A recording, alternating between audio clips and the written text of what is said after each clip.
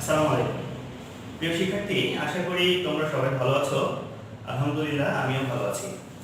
Banasree national স্কুলের home স্কুলের পক্ষ থেকে আজ আমি তোমাদের সাথে আছি মোহাম্মদ আরিফুল ইসলাম।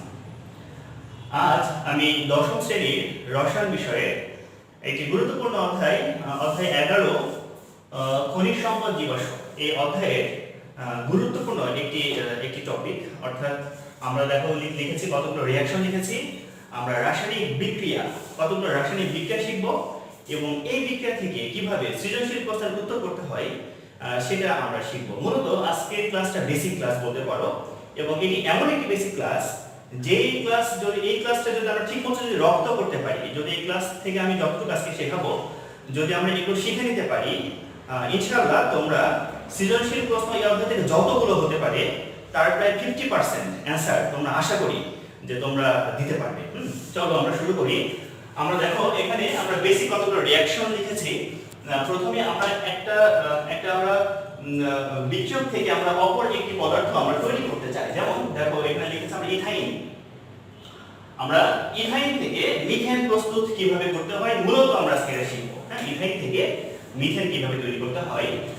ইথাইন আমরা দেখতে পাচ্ছি এখানে একটা সংকেত আছে C2H2, অর্থাৎ এটা হাইড্রোকার্বন। হ্যাঁ, এটা তোমরা জানো। আর মিথেন CH4 এটাও কিন্তু হাইড্রোকার্বন, কার্বন এবং হাইড্রোজেন দ্বারা গঠিত যৌগ, সো হাইড্রোকার্বন। তার মানে আমরা একটি হাইড্রোকার্বন থেকে অপর একটি হাইড্রোকার্বন তৈরি করা শিখব। তবে এখানে একটা পার্থক্য আছে। পার্থক্য কি? এখানে ইথাইন এমন একটি হাইড্রোকার্বন যেখানে কার্বন দুইটি, আর মিথেন এমন একটি হাইড্রোকার্বন যেখানে কার্বন কিন্তু একটি।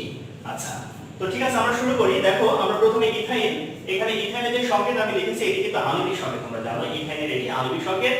আমরা যে কোনো রিঅ্যাকশন অধ্যায় 11 এর হাইড্রোকার্বন অধ্যায়ে যে কোনো রিঅ্যাকশন যখন আমরা করব তখন তোমরা মনে রাখবে সব সময় আমরা রিঅ্যাকশন করার সময় আমরা গাঠনিক সংকেত আমরা প্রয়োগ করব। যতই আমাদের প্রশ্নে আণবিক সংকেত দেওয়া থাক না কেন, আমরা সব সময় আণবিক সংকেতকে গাঠনিক সংকেতে আমরা কনভার্ট করে তারপর যদি আমরা রিঅ্যাকশনগুলো করি তাহলে সহজেই আমরা যে কোনো রিঅ্যাকশন নির্ভুলভাবে করতে পারবো। যাই হোক, তো সেক্ষেত্রে আমরা দেখো ইথাইন এর আমরা গাঠনিক সংকেত লিখেছি। আমরা জানি ইথাইন হচ্ছে অ্যালকাইন। অ্যালকাইন মাত্রই কার্বন কার্বন ত্রিবন্ধন থাকবে, আবার কার্বনের অবশিষ্ট যৌগিকগুলো হাইড্রোজেন দ্বারা পূর্ণ থাকবে। দেখো এখানে কার্বন দুটি আমরা লিখেছি, হাইড্রোজেন দুটি রয়েছে, হাইড্রোজেন দুটি লিখেছি, অর্থাৎ প্রত্যেকটা কার্বনের যৌগটা কিন্তু এই চার পূর্ণ আছে। আচ্ছা, এখন যদি আমরা ইথাইন থেকে যদি আমরা মিথেন তৈরি করতে চাই, এটা নানাভাবে তৈরি করা যায়। আমরা কিন্তু ভেঙে ভেঙে শিখব যাতে করে তোমাদের এই বিক্রিয়াগুলো মনে রাখতে যাতে সুবিধা হয়, এবং এই বিক্রিয়াগুলো থেকে নানা ধরনের প্রশ্নগুলো যাতে আমরা সহজে অ্যান্সার করতে পারি। সেক্ষেত্রে আমরা প্রথমে কি করেছি দেখো, ইথাইনের সাথে হাইড্রোজেন যোগ করে দিয়েছি।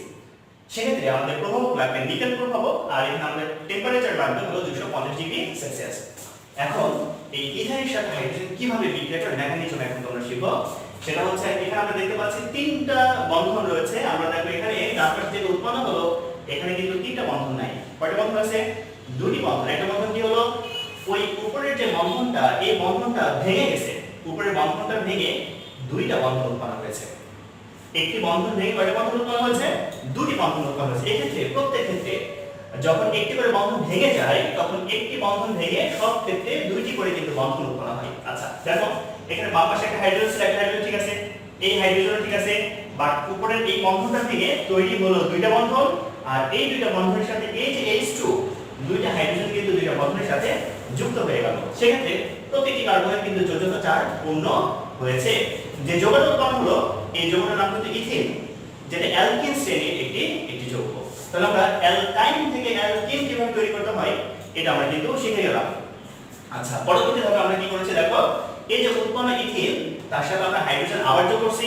সেক্ষেত্রে প্রভাবক আগের মতই এবং তাপমাত্রা আগের মতো, সেম কেস। এখানে দুইটি বন্ধনের মধ্যে যাবে, এখানে কিন্তু দুইটি বন্ধন নেই, একটি বন্ধন কমে গেছে।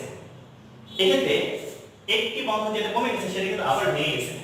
একটি বন্ধন ভেঙে এবার দেখো আমরা নিচে দুইটা বন্ধন তৈরি করেছি, এবং ওই দুইটা বন্ধনে কিন্তু দুইটা হাইড্রোজেন যুক্ত হয়ে গেছে। আর বাকি যে এই দুইটা করে হাইড্রোজেন এটা কিন্তু আগেই ছিল, আর একটি বন্ধন ভেঙে যে দুইটা বন্ধন উৎপন্ন হলো সেই দুইটা বন্ধনের সাথে এই যে H2 দুইটা হাইড্রোজেন, এই দুইটা হাইড্রোজেন কিন্তু এখানে যুক্ত হয়ে গেল। আচ্ছা, আশা করি তোমরা বুঝতে পেরেছো। তাহলে আমরা কি করলাম এখানে, যে ইথিন থেকে আমরা ইথেন তৈরি করলাম। আমরা জানি যে ইথিন হচ্ছে অ্যালকেন শ্রেণীর যৌগ, এবং ইথেন এটা কিন্তু অ্যালকেন শ্রেণীর যৌগ। তার মানে অ্যালকিন থেকে অ্যালকেন কিভাবে তৈরি করতে হয় এই বিক্রিয়া থেকে আমরা কিন্তু সেটি জানতে পারলাম। আচ্ছা, আমরা পরবর্তী রিঅ্যাকশনে চলে যাই। দেখো ইথেন উৎপন্ন হয়েছে, ইথেন আমরা আবার লিখেছি। এবার আমরা কি বলেছি, এর সাথে আমরা ইথেনের সাথে আমরা ব্রোমিন যোগ করে দিয়েছি। মজার ব্যাপার হচ্ছে নরমালি স্বাভাবিক অবস্থায় অ্যালকেন ব্রোমিনের সাথে কিন্তু কোনো বিক্রিয়া করে না। সেক্ষেত্রে যদি আমরা অ্যালকেনকে ব্রোমিনের সাথে যদি বিক্রিয়া করাতে চাই, সেক্ষেত্রে আমাদের কিন্তু আলট্রাভায়োলেট রে লাগবে, অর্থাৎ অতিবেগুনি রশ্মি লাগবে। অতিবেগুনি রশ্মির প্রভাবে কেবলমাত্র এই ব্রোমিন অ্যালকেনের সাথে তথা ইথেনের সাথে বিক্রিয়া করবে। বিক্রিয়াটা কিভাবে করবে? বিক্রিয়াটা সহজ। দেখো এখানে হাইড্রোজেন ছিল, বাট এখানে কিন্তু কোনো হাইড্রোজেন নেই।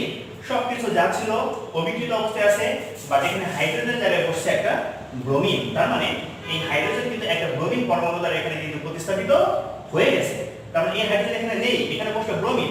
তাহলে হাইড্রোজেন গেল কোথায়? এখানকার চলে যাওয়া হাইড্রোজেন আর এখানকার একটা অবশিষ্ট ব্রোমিন, এই দুটি মিলে উৎপন্ন করে হাইড্রোজেন ব্রোমাইড।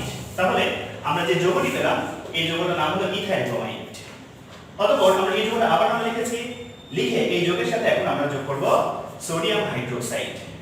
মনে রাখতে হবে এই সোডিয়াম হাইড্রোক্সাইড কিন্তু আমাদের এই যে A2 লিখেছি, খেয়াল করে দেখো A2 মানে হলো জলীয় দ্রবণে কিন্তু এই বিক্রিয়াটা আমাদের সংঘটিত করতে হবে, অর্থাৎ অ্যাকুয়াস সলিউশন।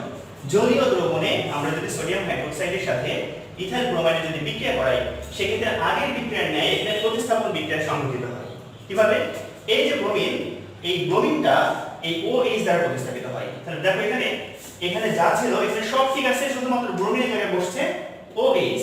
তার মানে এখানকার ব্রোমিন পরমাণুটা এই OH পরমাণু দ্বারা কি হয়েছে, এখানে প্রতিস্থাপিত হয়ে গেছে। তাহলে এখানে যদি OH বসে, তাহলে এখানকার চলে যাওয়া ব্রোমিন আর এখানে অবশিষ্ট থাকা সোডিয়াম, এই দুটি মিলে কিন্তু উৎপন্ন করে সোডিয়াম ব্রোমাইড।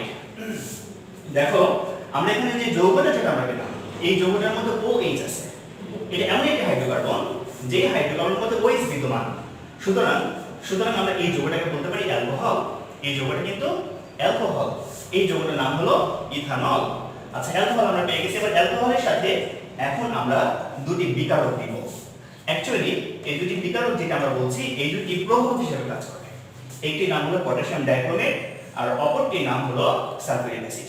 যদি আমরা এই দুটি প্রভাবক যদি আমরা অ্যালকোহলের সাথে যদি আমরা যোগ করি, তাহলে এই দুটি প্রভাবক থেকে একটা জাইমান অক্সিজেন উৎপন্ন হয়। এই জাইমান অক্সিজেন অ্যালকোহলের সাথে বিক্রিয়া করে উৎপন্ন করবে অ্যালডিহাইড। এটা আমাদের মনে রাখতে হবে যে অ্যালকোহল জাইমান অক্সিজেনের সাথে বিক্রিয়া করে উৎপন্ন করবে অ্যালডিহাইড।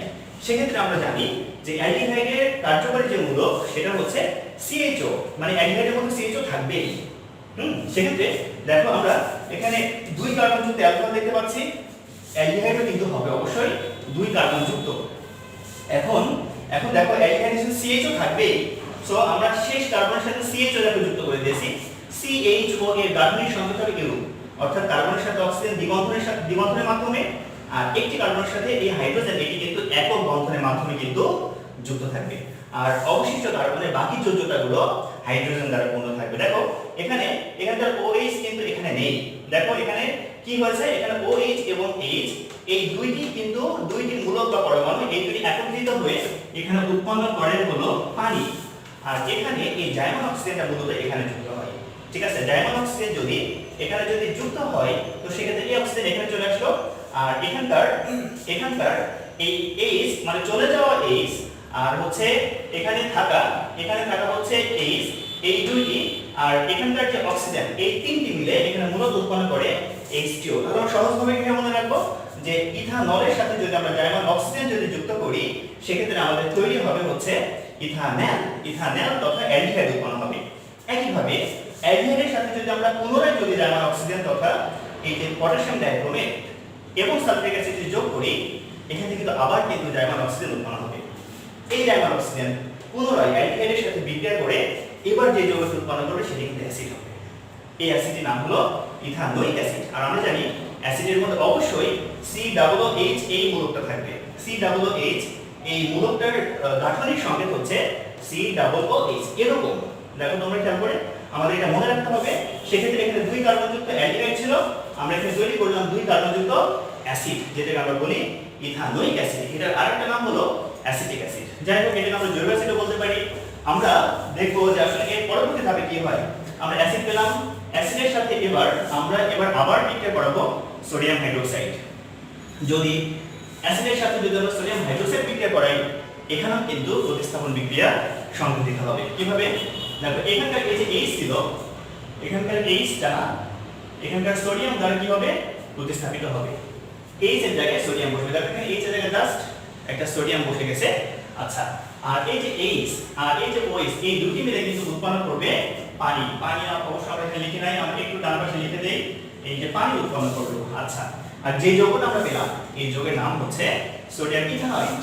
এবার দেখো সোডিয়াম ইথানয়েড এটার সাথে পুনরায় যদি আমরা আবার সোডিয়াম হাইড্রোক্সাইড যদি যোগ করি, সেক্ষেত্রে প্রভাবক হিসেবে যদি আমরা ক্যালসিয়াম অক্সাইড দেই এবং সেক্ষেত্রে যদি আমরা কিছু তাপ প্রয়োগ করি, তাহলে মজার একটি বিক্রিয়া ঘটে। কেমন বিক্রিয়া? দেখো বাম পাশে এখানে আমরা 2 কার্বনযুক্ত একটা যৌগ দেখতে পাচ্ছি, আর বাম পাশে যে উৎপন্ন হয়েছে সেটি কিন্তু 1 কার্বনযুক্ত। অর্থাৎ এই বিক্রিয়াটি এমন একটি বিক্রিয়া যে বিক্রিয়ায় 1 কার্বন কম বিশিষ্ট যৌগ উৎপন্ন হয় এবং সেই যৌগটা হবে কিন্তু অ্যালকেন। তাহলে 2 কার্বন থেকে 1 কার্বন যুক্ত অ্যালকেন উৎপন্ন হবে। আমরা জানি 1 কার্বন যুক্ত অ্যালকেনটি হলো মিথেন। তার মানে আমরা কিন্তু দেখো আমাদের কাঙ্ক্ষিত যে উৎপাদ, আমরা কাঙ্ক্ষিত যে পদার্থটি উৎপন্ন করতে চাই CH4 ইথাইন থেকে, সেটা কিন্তু আমরা এখানে উৎপন্ন করে ফেলেছি। অর্থাৎ এই যৌগটি হলো মূলত মিথেন, যেটি CH4। আশা করি আমরা এই যে বেসিক যে মানে রিঅ্যাকশন যেগুলো আমরা শিখলাম, এই বেসিক রিঅ্যাকশনগুলো তোমরা ঠিকমতো বুঝতে পেরেছো। এখন আমরা এই রিঅ্যাকশনগুলো থেকে আসলে আমরা কিভাবে আমাদের সৃজনশীল প্রশ্নের উত্তর করব, আমরা সেই সম্পর্কে একটুখানি আমি তোমাদের বলবো। আমাদের এই অধ্যায়ে নানা রকম সৃজনশীল প্রশ্ন হয়। তার মধ্যে একটা টাইপ হলো যে পারস্পরিক রূপান্তর, অর্থাৎ একটি যৌগ থেকে অপর যৌগ তৈরি করতে হয়, আবার ওই যৌগ থেকে পুনরায় আগের যৌগ তৈরি করতে হয়। এটাকে বলা হয় পারস্পরিক রূপান্তর। আমরা কতগুলো পারস্পরিক রূপান্তর শিখব। আচ্ছা, নাম্বার 1 আমরা 1 নম্বরে যে পারস্পরিক রূপান্তর যেটা শিখবো সেটা হচ্ছে মিথেন থেকে ইথেন তৈরি এবং ইথেন থেকে কিভাবে আবার মিথেন তৈরি করতে হয়, এই ব্যাপারটা আমরা শিখবো। নাম্বার 1 আচ্ছা দেখো 1 নম্বরে মিথেন থেকে ইথেন তৈরি। যদি আমরা মিথেন থেকে যদি ইথেন তৈরি করতে চাই, আমরা মিথেন লিখে ফেলি, মিথেন CH4। আমরা জানি এটা মিথেন, এটার সাথে যদি আমরা ব্রোমিন যুক্ত করি এবং এখানে যদি আমাদের আল্ট্রাভায়োলেট রে থাকে, সেক্ষেত্রে উৎপন্ন হবে মিথেন ব্রোমাইড আর হাইড্রোজেন ব্রোমাইড। আমি আগে বিক্রিয়াটা লিখে দেই, তারপর তোমাদের আমি আবার বোঝাবো।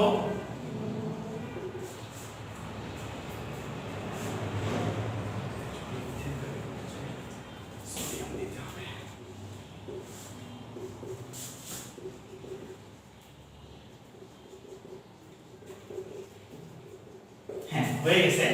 দেখো যে মিথেন থেকে ইথেন তৈরি হয়ে গেছে। দেখো আমরা এখানে মিথেন লিখেছি, এটা মিথেনের সাথে ব্রোমিন যুক্ত করে দিয়েছি আমরা। তাতে করে কি হয়েছে? এখানে প্রতিস্থাপন বিক্রিয়া ঘটেছে। একটা হাইড্রোজেন একটা ব্রোমিন দ্বারা প্রতিস্থাপিত হয়েছে। অর্থাৎ একটা হাইড্রোজেন চলে যায়, তাহলে হাইড্রোজেন 4টা থেকে হয়ে যায় 3টা, আর সেখানে একটা বসে ব্রোমিন। চলে যাওয়া হাইড্রোজেন আর ব্রোমিন মিলে উৎপন্ন হয় HBr। এই মিথাইল ব্রোমাইড এটার সাথে সোডিয়াম বিক্রিয়া করে উৎপন্ন করে ইথেন উৎপন্ন করে। এই বিক্রিয়া, দ্বিতীয় যে বিক্রিয়াটা, এটাকে বিশেষ নাম রয়েছে।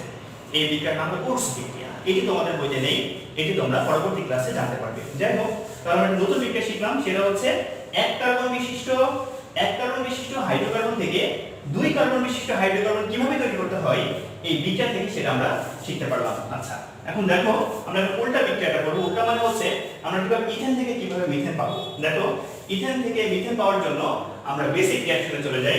ইথেন থেকে মিথেন, দেখো এই যৌগটা হচ্ছে কিন্তু ছিল ইথেন, এটা ইথেন। এখান থেকে আমরা বিক্রিয়া শুরু করব, আর আমরা কিন্তু এখানে মিথেন পেয়েছি। অর্থাৎ এই পর্যন্ত দ্বিতীয় বিক্রিয়াটি, অর্থাৎ দ্বিতীয় প্রক্রিয়াটা অবলম্বনের জন্য ইথেন থেকে যদি আমরা মিথেন পেতে চাই, তাহলে আমাদের এখান থেকে ওই পর্যন্ত সবগুলো রিঅ্যাকশন কিন্তু তোমাকে পরপর কিন্তু দেখাতে হবে, তাহলে হয়ে যাবে। তাহলে আমরা কি লিখবো এখানে?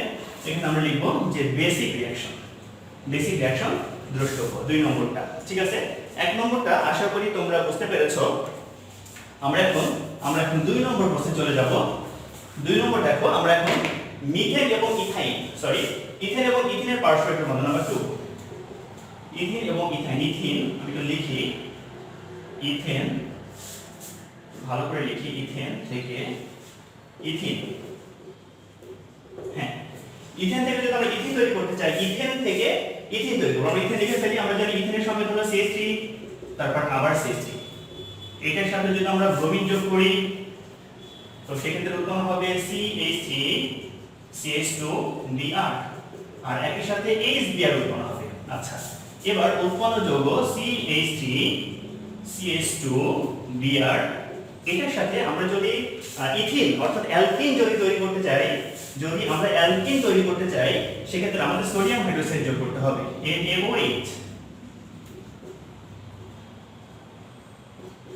তাহলে উৎপন্ন হবে CH2 ডাবল বন্ড CH2, আর একই সাথে উৎপন্ন হবে সোডিয়াম ব্রোমাইড খেয়াল করে দেখো আমরা কি করেছি, এই দিকটা নিশ্চয়ই তোমরা বুঝতে পেরেছো। এখানে একটি হাইড্রোজেন পরমাণু একটি ব্রোমিন দ্বারা প্রতিস্থাপিত হয়েছে, তার মানে তিনটি হাইড্রোজেন জায়গায় দুইটি হাইড্রোজেন বসেছে আর একটি হাইড্রোজেনের জায়গায় একটি ব্রোমিন বসেছে, অর্থাৎ এটার নাম হলো ইথাইল ব্রোমাইড। উৎপন্ন ইথাইল ব্রোমাইড এটার সাথে যদি আমরা সোডিয়াম হাইড্রোক্সাইড যদি আমরা যোগ করি, সেক্ষেত্রে আমাদের সোডিয়াম হাইড্রোক্সাইড কিন্তু অবশ্যই অ্যালকোহলীয় মাধ্যমে আমাদের নিতে হবে, তবেই কেবল আমরা অ্যালকিন পাবো।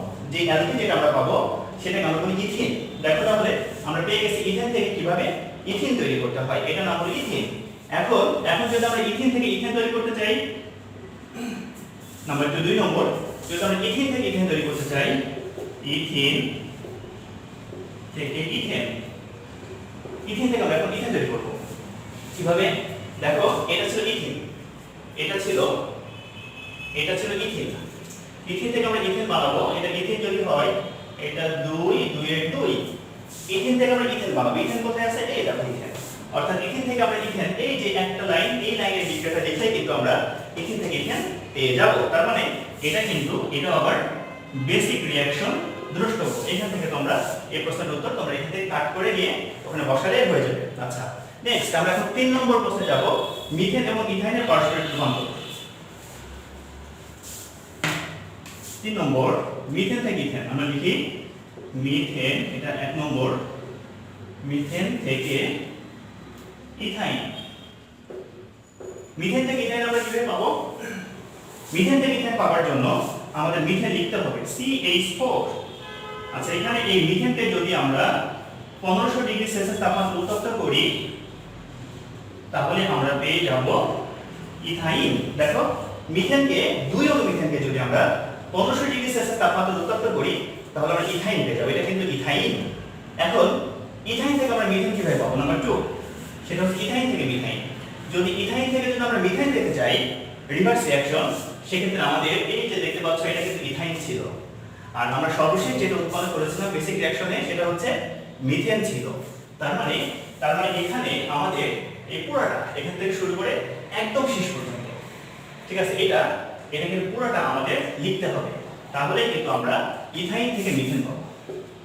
ইথাইন থেকে মিথেন আমরা পেয়ে যাবো, যেটা হলো বেসিক রিঅ্যাকশনের পুরোটা তোমাদেরকে দিয়ে দিতে হবে। আমাদের 3 নম্বর প্রশ্ন শেষ হলো। এখন আমরা 4 নম্বর প্রশ্নে চলে যাব। 4 নম্বর প্রশ্নটা কি? 4 নম্বর প্রশ্ন হচ্ছে যে ইথিন এবং ইথানল। 4 নম্বর হচ্ছে 4 এর 1, ইথিন এবং ইথানল। আমরা এখন ইথিন থেকে ইথানল কিভাবে তৈরি করতে হয়?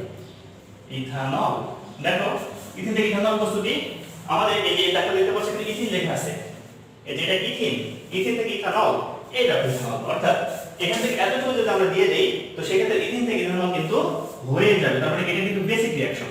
নাম্বার 2, যদি আমরা ইথানল থেকে ইথিন তৈরি করতে চাই, ইথানল থেকে ইথিন যদি আমরা পেতে চাই, রিভার্স রিঅ্যাকশন, সেক্ষেত্রে ইথানল আমাদের লিখতে হবে। আমরা ইথানলের সংকেত জানি, এটা ইথানলের সংকেত। ইথানলের মধ্যে যদি আমরা জাস্ট সালফিউরিক যদি যোগ করে যাই,